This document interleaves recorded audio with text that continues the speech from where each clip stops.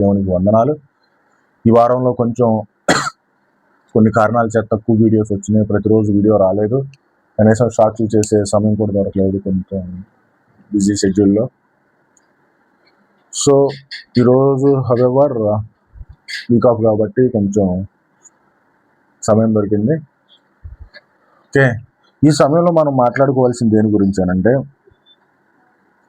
ఈరోజు క్రైస్తవ్యంలో సోషల్ మీడియాలో నేను పర్టికులర్గా చూసింది ఏంటి అని అంటే, లైవ్స్ అనేవి బాగా ఇస్తున్నారు. ఎలా ఉదయకాల ప్రార్థన, మధ్యాహ్న ప్రార్థన, సాయంత్రం ప్రార్థన, అర్ధరాత్రి ప్రార్థన, ఇలా ప్రార్థనలు అనేసి లైవ్స్ ఇస్తున్నారు. లైవ్స్ చేస్తున్నప్పుడు నిజంగా ఇక్కడ దేవుడు ఇలా చెప్పాడా అంటే, ఈ రోజున ఎలా చేస్తున్నారు, కాలం మారుతున్నప్పుడు మనం కూడా మారుతాం, కానీ బైబుల్కి ఎస్సెన్స్ అనేది మారకూడదు. మనం మార్చుకోవచ్చు. ఇప్పుడు బైబుల్ అనేది ఇంతకుముందు వేరే రకంగా ఉండేది. బైబుల్ అనేది ఇలా బుక్ రూపంలో కూడా లేదు, డాక్యుమెంట్ రూపంలో కూడా లేదు. చుట్టల్లాగా ఇలా తీసేవాళ్ళు. కాలం మారింది, బైబుల్ బుక్ లాగా వచ్చింది, కానీ ఎస్సెన్స్ అనేది మారలా. సో తర్వాత ఏమైందంటే, ఇప్పుడు కొంచెం స్మార్ట్ ఫోన్లో వస్తుంది. ఇంత పెద్ద బైబుల్ ఎంత అయింది, తర్వాత స్మార్ట్ ఫోన్లోకి వచ్చింది, కానీ ఎస్సెన్స్ అనేది మారకూడదు. ఎప్పుడు కూడా కాలం ఎంత మారినా కానీ ఎస్సెన్స్, క్రైస్తవు యొక్క విలువ, ఆ సిద్ధాంతం అనేది దేవుడు ఏదైతే చెప్పాడో, దేని కొరకైతే ఆయన వచ్చాడో, ఆ ఎస్సెన్స్ అనేది ఎప్పటికీ మారకూడదు.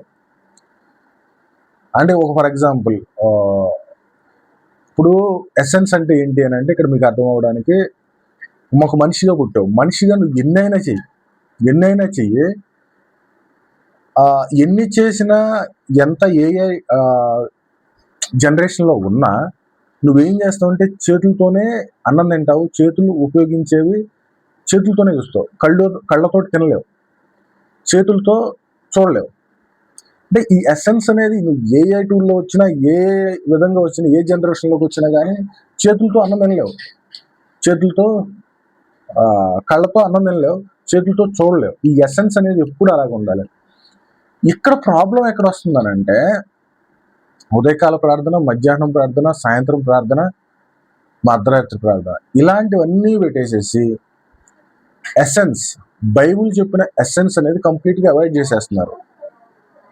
ఇంకొకసారి ఇలాంటి ప్రార్థనలన్నీ కూడా ఈ రోజు క్రైస్తవ్యంలోకి తీసుకొచ్చేసి ఎసెన్స్ అంటే, బైబిల్ ఎసెన్స్ ఏంటి? దేవుడు పాపుల కొరకు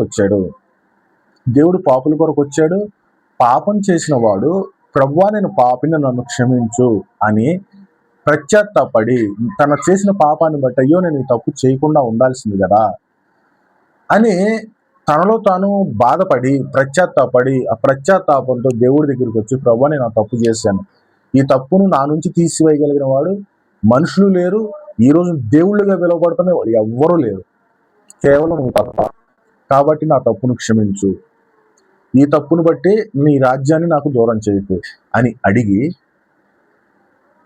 నువ్వు ఎప్పుడైతే ఆయన వాక్యాన్ని నువ్వు చదువుతూ మొదలుపెట్టి, దాని వాక్యం తెలుసుకుంటూ, సత్యం కోసం అన్వేషిస్తూ, రోజుకి దేవుళ్ళో ఎదుగుతూ, సత్యాన్ని తెలుసుకుంటూ, దేవుడు ఏం చెప్పాడో తెలుసుకుంటూ, ఆయన వైపు అడుగులు వేయడం, పాపం వైపు దూరంగా జరగడం, దేవుడి వైపు దగ్గరగా ఉండడం, పాపానికి దూరంగా జరుగుతాం. ఇది ఎసెన్స్. దీనిని ఏం చేస్తున్నారంటే కంప్లీట్గా అవాయిడ్ చేసేస్తున్నారు. ఇప్పుడు ఆలోచించండి, ఇక్కడ ఇన్ని రకాల ప్రార్థనలు అనేది చేస్తున్నారు కదా, ఇన్ని రకాల ప్రార్థనలో బైబిల్లో దేవుడు ఎక్కడైనా ఎలా చెప్పాడా? రెండోది, ఈ ప్రార్థనలో గమనించండి, వాక్యానికి ఎంతసేపు ఉంటుంది, వాక్యం అనేది ఎంత ప్రయారిటీ ఇస్తున్నారు, ప్రార్థన అనేది ఎలా చేస్తున్నారు. అసలు ప్రార్థన గురించి యేసు ప్రభు ఏం చెప్పాడు, ప్రార్థన ఎలా చేయాలని చెప్పాడు, ప్రార్థన గురించి అసలు ఏం చెప్పాడు యేసు ప్రభు అన్న దాని గురించి ఒకసారి మాట్లాడుకుందాం. అంటే యేసు ప్రభు ఏం బోధించాడు ప్రార్థన గురించి అంటే, మత్తయి సువార్త 6వ అధ్యాయం 5వ వచనం చదువుతున్నాను. మీరు ప్రార్థన చేయనప్పుడు కపటుల వలె ఉండకుడి. మీరు ప్రార్థన చేయనప్పుడు కపటుల వలె ఉండొద్దు అని అంటున్నాడు. కపటం అనంటే ఏంటి? నీలో జనరల్గా ప్రార్థన చేయడం అనేది ఏంటి అని అంటేనండి, ఒకసారి దేవుళ్ళో ఉన్నప్పుడు, లేదా క్రైస్తవులుగా మనం మాట్లాడుకునేది క్రైస్తవుల గురించి, నేను ఈ వీడియో చేసేది కంప్లీట్గా క్రైస్తవులుగా ఎవరైతే అనుకుంటున్నారో వాళ్ళ గురించి మాత్రం చేస్తున్నాను. సరే, ఓకే, సబ్జెక్ట్లోకి వస్తే నువ్వు క్రైస్తవుడుగా ఉన్నప్పుడు నువ్వు ప్రార్థన నిజంగా దేని చేయాలి అనేది కూడా నీకు తెలిసిపోద్ది. ఎలా తెలిసిపోద్ది?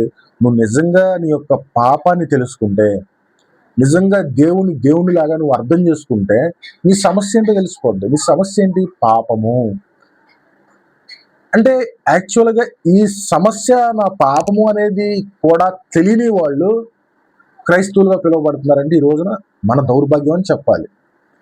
సో నువ్వు ప్రార్థన చేయాల్సింది దేని కొరకు అంటే నీ సమస్య కోసం. నీకున్న అతి పెద్ద సమస్య పాపము.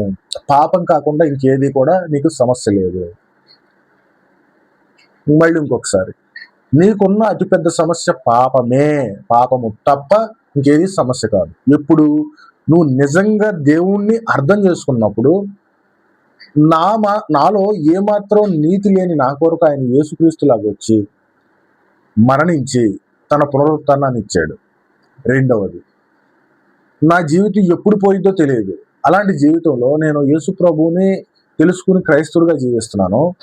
అలాంటి జీవితంలో నా జీవితం ఎప్పుడైనా పోవచ్చు. ఈ లోకంలో ఉన్న వాటి అన్నిటి గురించి నేను ప్రాకులాడే కన్నా, ప్రవ్వా నేను పాపిని, నేను పాపంలో పడకుండా ఉంచు ప్రవ్వా అని నువ్వు ఎప్పుడు కోసం పాపంలో పడకుండా ఉండడానికి పోరాడుతూ ఉంటావు. లోకంలో జరిగే దాని గురించి ఏదైనా వెళ్తూ ఉంటుంది జీవితం అనేది. కానీ ఇంట్రెస్ట్, నేను ఇప్పుడు జాబ్ చేయట్లేదని చేస్తున్నాను అంటే నేను అనేది ఏంటి అని అంటే, ఇంట్రెస్ట్ అనేది ఏంటి అని అంటే నా జాబు చేస్తాను అంటే ప్రయారిటీ ఎలా ఉంటుందనంటే, నా మనసులో ఆలోచన, మన మనసులో క్రైస్తవుల మనసులో ఆలోచన ఎలా ఉండాలంటే, ఎక్కడైనా పొరపాటు చేస్తున్నానా అని కంప్లీట్గా మైండ్ అనేది ఎప్పటికప్పుడు నీకు సిగ్నల్స్ అనేది పంపిస్తూ ఉంటుంది. తప్పు మాట్లాడావా, తప్పు చేసావా, తప్పు చేసినప్పుడు దేవుడి దగ్గరికి రా. ఈ పోరాటం కానీ ఈ అంతర్గత యుద్ధం కానీ ఉంటుంది ఎప్పుడు నువ్వు నిజంగా దేవుడిని అర్థం చేసుకున్నప్పుడు. ఇలా అర్థం చేసుకున్నప్పుడు నీకు ఏం తెలిసిద్ది? నిజంగా నేను పాపాత్ముణ్ణి, నాకున్న పెద్ద సమస్య పాపమే. పాపం తప్ప నాకు ఇది పెద్ద పాపం అయినప్పుడు దీన్ని నుంచి నువ్వు తప్పించుకుంటా నువ్వు ఎంత పోరాడాలో. ఒకటే, ఇప్పుడు నీకున్న పెద్ద సమస్య పాపం అని తెలిసినప్పుడు ఆ పాపం నుంచి తప్పుకుంటాకి నువ్వు చాలా ఫైటింగ్ చేయాల్సి వస్తుంది. ఇంట్లో కానీ, అంతరంగంగా కానీ, కుటుంబంతో కానీ, స్నేహితులతో కానీ, వర్క్ చేసే చోట కానీ, పాపం నుంచి తప్పించుకుంటా కానీ, పారిపోవడానికి కానీ అనేక రకాలుగా నువ్వు పోరాటాలు చేస్తావు. అనేక రకాలుగా చేయాలి, ఖచ్చితంగా చేయాలి. ఎందుకనంటే నేను ఇందాక చూశాను, ఒక షార్ట్ వీడియో చేసి ఒక టూల్లో చేసి అప్లోడ్ చేస్తున్నాను. అంటే ఇంతకుముందే జస్ట్ 1 hour బ్యాక్ దీనికి సంబంధించిన షార్టే చేశాను. ఒక షార్ట్ ఉంటుంది చూడండి, దీనికి టైటిల్ ప్రార్థన పేరుతో మోసం జరుగుతుంది అనే టైటిల్తో దీనికి ముందే వచ్చింది. సో దాన్ని అప్లోడ్ చేస్తుంటే ఆ అప్లోడ్ చేసే టూల్లో వాడు ఒక టైటిల్ యాడ్ పంపించాడు. ఆ యాడ్లో ఏముందంటే, మనం చూడకూడనే ఏదో ఒక వీడియోస్ లాగా వస్తున్నాయి. అంటే ఏంటి అని అంటే, నేను ఏం చేశాను, ఇలా ఫోన్ అనేది, ఫర్ ఎగ్జాంపుల్ ఈ ఫోన్ ఉందనుకోండి, ఫోన్ అనేది అప్లోడ్ చేస్తున్నాను. అది ఎప్పుడైతే కనిపించిందో నేను ఏం చేశానంటే ఇలా చూసేవాడిని, ఇలా తిప్పేసేసాను. అంటే ఏంటి, చూడకూడదా అని అంటే చూసినా కానీ నిగ్రహంగా ఉంటారు, అంత సీన్ లేదు మనకి. చూసినా కానీ నిగ్రహంగా ఉంటారంటే నీకన్నా అంత పిచ్చోడు ఎవడో లేడు. చూస్తే ఖచ్చితంగా పడిపోతావు. నువ్వు పాపంలో నుంచి పారిపోవాలి అంతే. అంటే కొన్నిసార్లు పాపంలో నుంచి పారిపోవాలి, కొన్నిసార్లు పోరాడాలి. నీ ఆలోచనలనే మారిపోతూ ఉంటాయి. నువ్వు ఎందుకంటే పాపానికి లోనయ్యి ఉన్నవాడివి కాబట్టి ప్రతి చోట, ఈ లోకంలో ప్రతి చోట పాపం విపరీతంగా ఉంది. ఇలాంటి దాని కొరకు ప్రాకులాడే నువ్వు కపటుల వలె ప్రార్థన చేయొద్దు. అంటే ఇదంతా ఎందుకు చెప్పాను నేను? కపటుల వలె ప్రార్థన. కపటులు అనంటే ఎవరు అనంటే కపటంతో, అంటే నువ్వు చేసే ప్రార్థన ప్రతీదీ కూడా నీ భౌతికమైన జీవితం కొరకే చేసుకుంటూ వెళ్ళిపోతే నీ ఎలాగా? నువ్వు చేయాల్సిన ప్రార్థన దేని గురించి అనంటే ఆత్మీయ జీవితం గురించి, పాపం నుంచి విడుదల గురించి. చూడండి తర్వాత దాని కంటిన్యూషన్ ఏం చెప్తున్నాడంటే, వారు మనుష్యులకు కనిపించుటకును సమాజ మందిరంలోనూ వీధి మూలలలోనూ నిలిచి ప్రార్థించుటకు ఇష్టపడదురు. చూడండి, కపటలు అని అన్నారు. వారు మనుషులకు కనిపించుటకు సమాజ మందిరంలోనూ వీధి మూలలోనూ నిలిచి ప్రార్థించుటకు ఇష్టపడదు. ఇప్పుడు ఒక ప్రశ్న మీకు, ఎవరో కపటలు సమాజ మందిరంలోను, వీధుల్లోను అలా అక్కడ చోట అందరికి కనిపించి ఎక్స్పోజ్ అవ్వడానికి చేస్తారని చెప్తున్నాడు కదా. ఎవరు? నేను కాదు, యేసుప్రభు. ఓకే, అక్కడ నేను ఈ తప్పు చేశాను ప్రభువా, నేను పొరపాటున ఏదో చూడకూడదు చూశాను, మాట్లాడకూడదు మాట్లాడాను అని ఆ పబ్లిక్ లో చెప్పగలడా? ప్రశ్న ఇంకొకసారి.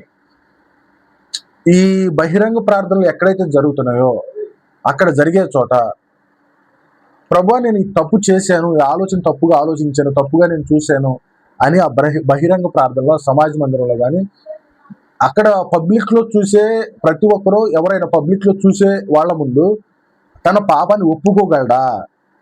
ఒప్పుకోలేడు. ఎందుకనంటే వాడు చేసేదంతా కపటమైన ప్రార్థన మీ ముందు చేస్తున్నాడా?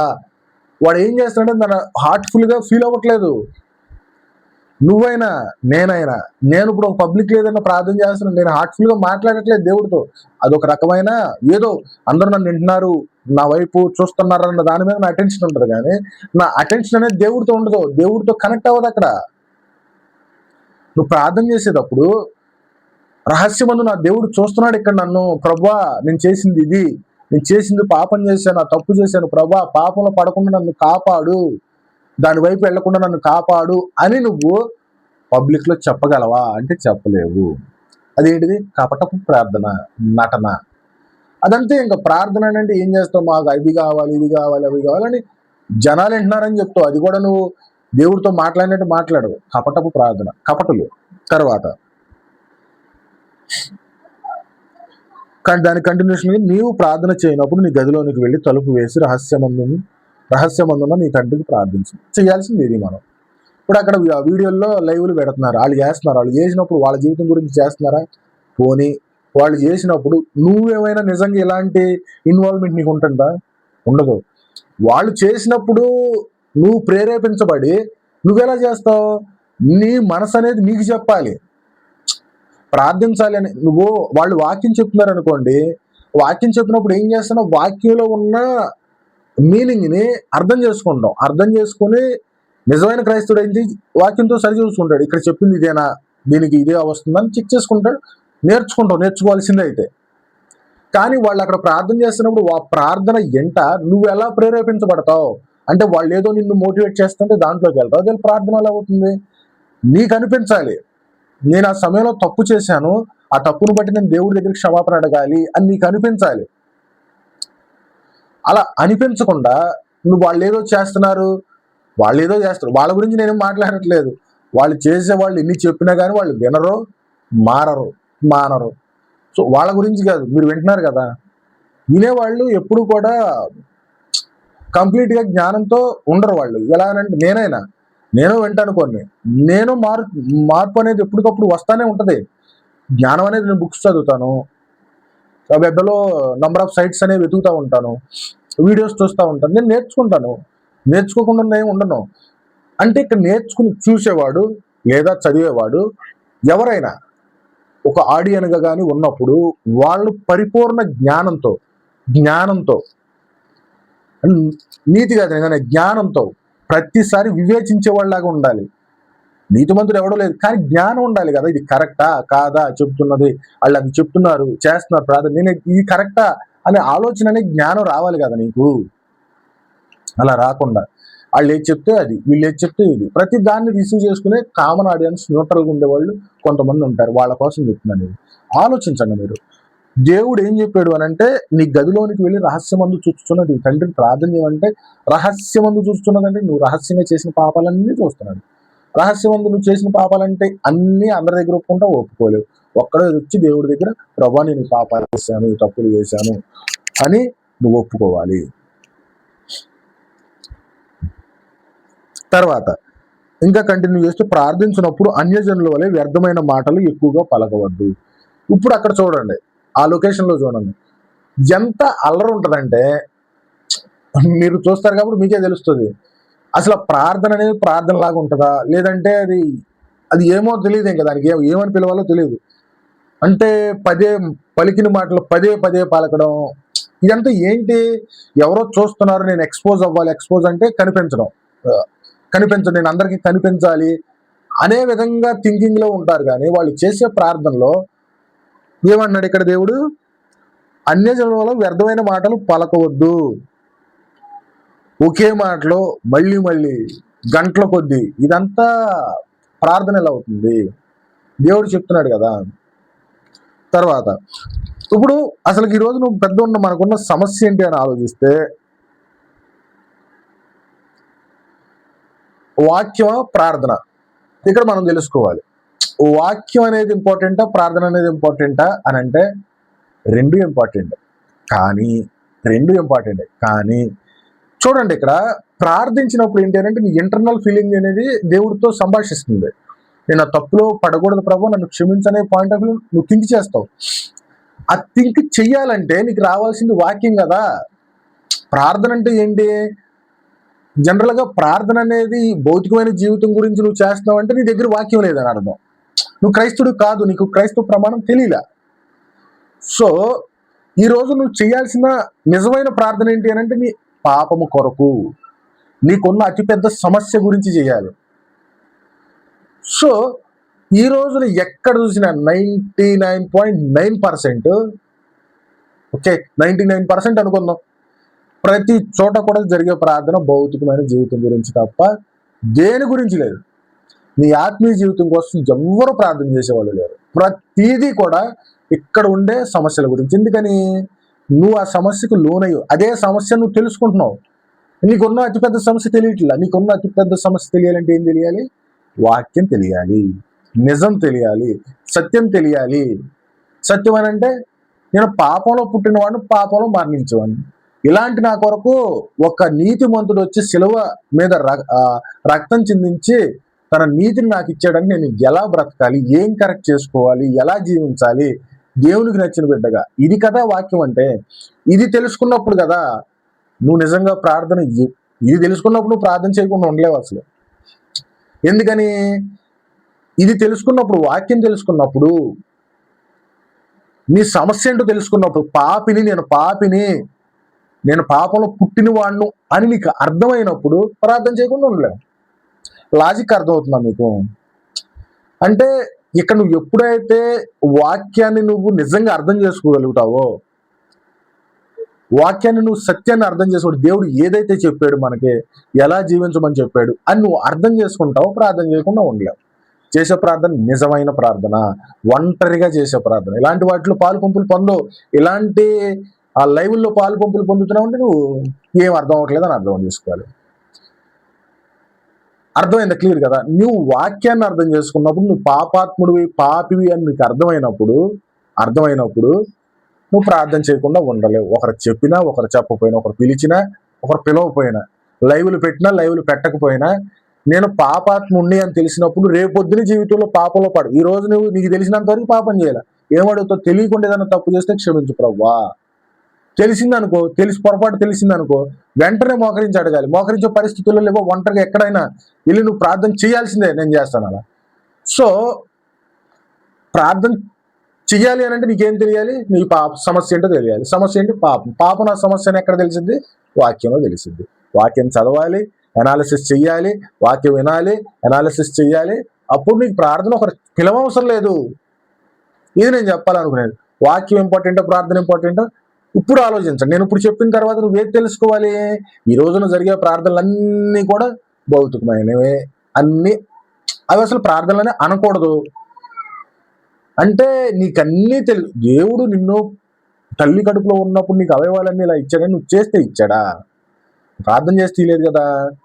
నువ్వు ఎప్పుడైతే ఒక స్పృహ వచ్చి, నీకు ఒక జ్ఞానం వచ్చి, ఇది తప్పు, ఇది ఒప్పు, ఇలా జీవించాలి, ఇలా జీవించకూడదని ఒక జ్ఞానం అనేది వచ్చినప్పుడు నువ్వు చేయాల్సింది ఏంటంటే నువ్వు జీవించాల్సిన వైపు వెళ్ళాలి.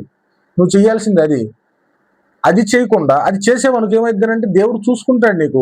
నిజమైన దాంట్లో సత్యం ఉండే ధైర్యం వేరండి. అది ఏదైనా కానీ దేవుడే చూసుకుంటాడు. ఎలాగైనా దేవుడిలో ఏదేమైనా దేవుడు చూసుకుంటాడు ధైర్యం ఉంటుంది. అసలుకే భయపడమన్నమాట, కంగారు పడిపోవం. అంటే ఇది తెలియాలి అని అంటే మనకేం తెలియాలి? నేను నిజంగా ప్రార్థన ఎలా చేయాలి, ఎప్పుడు చేయాలని తెలియాలని నీకు వాక్యం తెలియాలి. కానీ ఈ రోజు ఏం జరుగుతుందంటే వాక్యం అనేది లేదు. ఇప్పుడు ఆలోచించండి, అక్కడికి వెళ్ళే చోట నీ పాపం గురించి ఎవరు చెప్తున్నారు, నీ సమస్య గురించి ఎవరు చెప్తున్నారు? సమస్య గురించి చెప్తారు. పెళ్ళైందా, పిల్లలు పుట్టలేదా, ఉద్యోగం లేదా, జాబ్ రాలేదా, వేసా లేదా, చీపురు ఏ చీపురుతో ఊడవాలి, ఎలా ఊడవాలి, ఇలా చెప్తారు.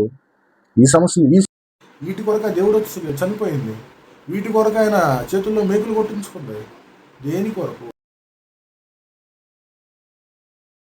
పాపాత్ముడివి, నువ్వు పాపం చేస్తున్నావు, నువ్వు చూపుల్లో పాపం ఉంది, నీ తలంపుల్లో పాపం ఉంది. దేవుణ్ణి కలిగి జీవించకపోతే నువ్వు పాపాన్ని జయించడం నీ వల్ల కాదు. కాబట్టి నువ్వేం చేస్తున్నావు, పాపం లేకుండా ఉండడానికి దేవుడి దగ్గర కూర్చొని ప్రార్థన చెయ్యి అని ఎవరు చెప్తున్నారు? ఏదైనా నువ్వు ఆలోచించే రోజు వాక్యం చదువు, నీకున్న ప్రధాన సమస్య ఏంటో తెలుసుకో. ఒకసారి దీనికి ఆలోచిస్తే అసలు మొదట్లో క్రైస్తవ సంఘం ఎలా ఉండేది అని అంటే, అపోస్తుల కార్యాలు 2వ అధ్యాయం 43, వారు అపోస్తుల బోధనలను, సహవాసములు, రొట్టె విరుచుటలను, ప్రార్థనలు నిలకడగా ఉండిరి. ఇక్కడ 4 విషయాలు చూడండి. ఏమంటున్నారు? బోధన, సహవాసం, రొట్టె విరుచుట, ప్రార్థన.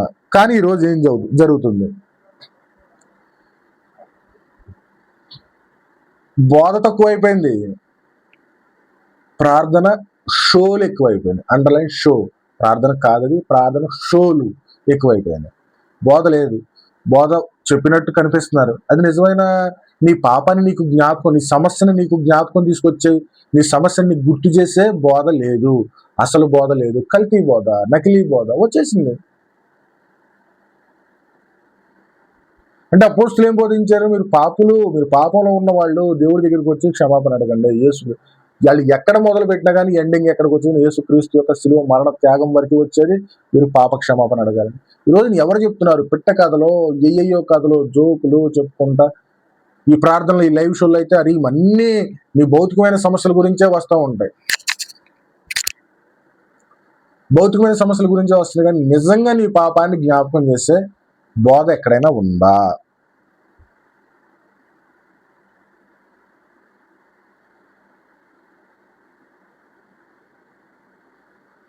ఆలోచించండి. అంటే ఇక్కడ ఏం జరుగుతుంది అని అంటే, ప్రార్థన షోగా మార్చేశారు. ఇప్పుడు చూసే ఆడియన్స్ ఏంటంటే వాళ్ళకు కొన్ని సమస్యలు ఉన్నాయి. నాకు సమస్యలు బోలెడు ఉన్నాయి. సమస్యలు నా బోలెడు ఉన్నాయి భౌతికంగా. నాకు ఆ బోలెడు సమస్యలు కూడా ఎప్పుడైతే నాకున్న పాపం గురించి కానీ, నా దేవుడి గురించి కానీ మాట్లాడుకుంటున్నానో నాకు ఏది సమస్యలకు కనపడదు. దేవుడే చూసుకుంటాడు. ఎందుకంటే ఆయన పర్మిట్ చేయకుండా నా జీవితంలో ఏది రాదు. ఎందుకు? నేను దేవుడికి ఎప్పటికప్పుడు నేను చెక్ చేసుకుంటున్నాను నా జీవితాన్ని తీసుకొచ్చి. నాకు ఈ నమ్మకం ఉంటుంది. మరి ఇంకెవరు? నేను ఇంకా ఆయన మీద ఆధారపడదు. ఇంకెవరు? నువ్వు నేను చెప్పినట్టు జీవించు అని చెప్పాడు దేవుడు. ఆయన చెప్పినట్టు నేను జీవిస్తున్నాను. ఆయన ఏదితే తీసుకుంటాను అంతే. ఆయనకు వ్యతిరేకంగా జీవించినప్పుడు నేను భయపడతా. ఏంది ఇలా వచ్చింది ఏంటంటే నా కష్టాన్ని బట్టి నేను భయపడతా. నాకు ఉన్నాయి శ్రమలు, కష్టాలు ఉన్నాయి భౌతికంగా. వాటి నుంచి భయపడేంత లేదు, నాకు ఆ ఇంట్రెస్ట్ లేదు. ఎందుకు అని అంటే ఆయన పర్మిట్ చేశాడు. నేను నమ్మేది ఎవరిని? దేవుణ్ణి. ఆయన పర్మిట్ చేశాడు కాబట్టి వచ్చింది. ఆయన పర్మిట్ చేయకపోతే రాదు నాకు. ఆయన పర్మిట్ చేశాడంటే ఓకే, ఆయన పర్మిట్ చేస్తే ఇంకెవడు ఆపేది? ఎవడో ఆపలేడు. ఆయనే పర్మిట్ చేసినప్పుడు నేను ఎంత బాధపడినా, ఎంత ఇరుసుకుపడినా, ఎంత సైలెంట్గా కూర్చున్నా అది వచ్చేది ఆగకుండా పోదు. నేను అడిగేది ఏంటి అని అంటే, ప్రభువా నేను ఎక్కడైనా పాపం చేశానా? నా పాపంని బట్టి నువ్వు ఎక్కడ నాకు జడ్జిమెంట్ ఇవ్వద్దు. నన్ను క్షమించు ప్రభువా. తెలిసినా తెలియకపోయినా ఏ విధంగా చేసినా నన్ను క్షమించని నేను అడుగుతా ఉంటాను. ఓకే, ఇప్పుడు ఏంటి అని అంటే చూసే ఆడియన్స్ ఎలా ఉంటారు అని అంటే వాళ్ళు భావోద్వేగంతో ఉంటారు. కొన్ని సమస్యల్లో చిక్కుకుపోయి ఉంటారు. నేను చెప్పినట్టు అందరికీ సమస్యలు ఉన్నాయి కాబట్టి వారి సమస్యల్ని గుర్తు చేసి, ఏ సమస్యలు? ఎక్కడ భౌతికంగా ఉన్న సమస్య. నిజమైన సమస్య ఏంటి? నేను చెప్పింది పాపం. ఆ పాపం ఎవరు గుర్తు చేయరు. ఆ పాపం ఎవరికి కనిపించదు. పాపం అనేది ఏంటిది? సమస్య. అది గుర్తు చేయరు. గుర్తు చేస్తే ఎవరు చూడరు. ప్రాబ్లం ఏంటి అని అంటే ఆ సమస్యను గుర్తు చేసామనంటే ఎవరు చూడరు. ఇప్పుడు నేను చెప్తున్నాను కదా, ఈ వీడియోకి ఎన్ని వ్యూస్ వస్తాయి అనుకుంటారు? ఒక 20 మంది చూస్తారు కంప్లీట్గా. అంతకుమించి ఎవరు చూడరు. ఎందుకని? నేను స్టార్టింగ్లోనే నీకు ఏమన్నా సమస్యలు ఉన్నాయా, ఇక్కడ అద్భుతం చేస్తున్నాడు రండి అని అన్నానంటే దెబ్బకు వచ్చేస్తాయి వీడియోస్ అన్ని. నీ పాపం గురించి మాట్లాడితే ఎవరు చూడరు, ఎవరు రారు. సో ఎందుకు రారు, ఎందుకు చూడరు అని అంటే ఆ పాపం అనేది ఎవరికి కనిపించట్లేదు ఈ రోజున సమస్యలాగా. ఆ పాపం అనేది ఈ రోజు ఎవరికి పెద్ద కష్టంలాగా కనిపించట్లేదు. చెయ్యిరిగిపోయింది, బాగా నొప్పి వస్తుంది. వాళ్ళు ఏమంటున్నారు, నీకు ఆరోగ్యం బాగాలేదన్నా, నాకు ఆరోగ్యం బాగాలేదు. ఎందుకని? నొప్పి కనపడుతుంది, సమస్య నొప్పి కనపడుతుంది. అందుకని ఏం చేస్తున్నారు, నీ చేతులు బాగాలేదా, ఆరోగ్యం బాగాలేదా, అప్పులు ఉన్నాయి, అప్పు కనపడుతున్నాడు, వచ్చి తెల్లారు వచ్చి అప్పు అడుగుతాడు, వడ్డీ అడుగుతాడు, కనపడుతుంది. పాపం కనిపించట్లా, అందుకే అదంటే చులకనైపోయింది. పాపాన్ని బట్టి ఎంత జాగరూకులమై ఉండాలంటే మీకు అర్థం కావట్లా చెప్తే. దేవుడు ఇంత వాక్యాన్ని చెప్పింది ప్రతి దానికి కూడా నీతిగా బతకండి, యథార్థంగా బతకండి, వాక్యానుసారంగా బతకండి, ఆజ్ఞానుసారంగా బ్రతకండి అని ఆయన చెబితే మనం చేసేది ఎంతసేపు ఏం చేస్తామంటే భౌతికంగా ఉండే జీవితం. మనకి ఉన్న కనిపించిన పాపాన్ని ఎవరో గుర్తు చేయరు, నీకు నువ్వే గుర్తు చేసుకోవాలి. గుర్తు చేసుకోలేదనుకో నష్టం ఎవరికే? నీకే, వాళ్ళకి కాదు. ఆ రోజు అంటాడు కదా తప్పిపోయిన కుమారుడు, ధనవంతుడు పేదలాజర్లో అంటాడు కదా, నాకు ఎవరో చెప్పలేదు, మా ఊళ్ళో ఉన్నారు, నేను చూసి చెప్తానంటే, లేదంటమ్మా వచ్చి కూర్చో ఇంకా అని అంటాడు. నీకున్న సమయం అనేది ఇచ్చాడు దేవుడు. నీకున్న సమయం అనేది ఇచ్చినప్పుడు నువ్వు ఖచ్చితంగా ఈరోజు వినాలి, తెలుసుకోవాలి. సత్యవాక్యం కూడా ఉంది, తక్కువ ఉంది, కానీ నువ్వు నిజంగా సత్యం కోసం వెతుకుతావు. ఇప్పుడు ఫర్ ఎగ్జాంపుల్ ఒక వీడియో కోసం యూట్యూబ్లో వీడియో చూసావు అనుకో, నీ యూట్యూబ్ అనేది ఓపెన్ చేస్తే నీ మైండ్ అనేది చెప్పవచ్చు. ఎందుకంటే యూట్యూబ్ ఆల్గారిథం ఏంటి, నువ్వు ఏదైతే చూస్తావో అదే నీకు ప్రిఫర్ చేసి పంపించిద్ది. అంటే నువ్వు నిజంగా సత్యాన్ని ఎతకాలనుకుంటున్నప్పుడు సత్యమైన వీడియోలు కూడా వస్తాయి. అవి ఎంత తక్కువగా ఉన్నావు కానీ, 1000:1 ఉన్నా కానీ, 1000లో ఒక్క వీడియో ఉన్నా కానీ అవి ఒక్క వీడియో నీకు వస్తుంది. ఎందుకంటే నువ్వు దానికోసం వెతికితే. కానీ నువ్వు దేనికోసం వెతుకుతున్నావు ఒకసారి ఆలోచించు.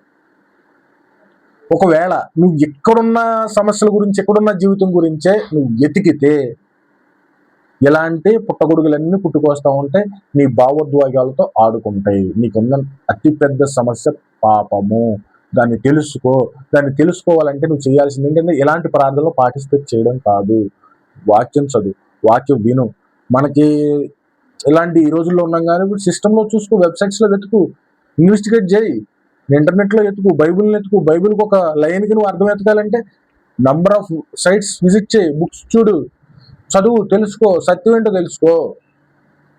సత్యం ఏంటో తెలుసుకుని దాన్ని బట్టి సత్యం ఏంటో తెలుసుకుంటే ఒకరు వచ్చి నువ్వు పిలవవసరంలో ప్రార్థనకి, నువ్వు వెళ్తావు. సత్యం అంటే ఏంటి? నేను పాపిని అన్న మాట తెలుసుకుంటే అతిపెద్ద సత్యం. నువ్వు పాపమని తెలిస్తే ఎవడొచ్చి నువ్వు పిలవవసరం లేదు, నువ్వు వెళ్ళి ప్రార్థన చేసుకోవచ్చు.